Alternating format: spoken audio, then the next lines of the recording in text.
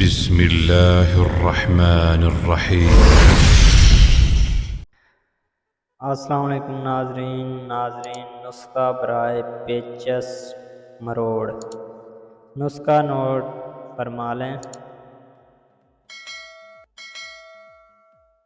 कचूर 50 ग्राम, बैलगिरी 50 ग्राम,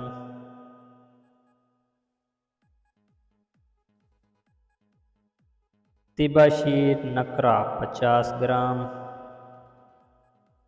मोचरस 60 ग्राम, संदल सफ़ेद 50 ग्राम। तरीका इस्तेमाल।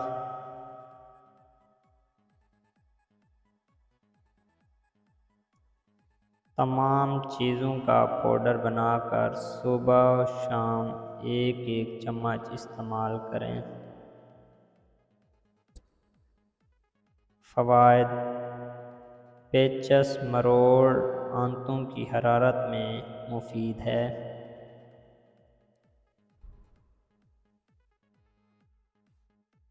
फ्रेंड्स, हेल्थ के रिलेटेड और इंफॉर्मेटिव वीडियोस देखने के लिए हमारा YouTube channel health tips home subscribe करें और बेल आइकन को प्रेस कर दें ताकि जो भी न्यू वीडियो है उसका नोटिफिकेशन आप तक पहुंच सके।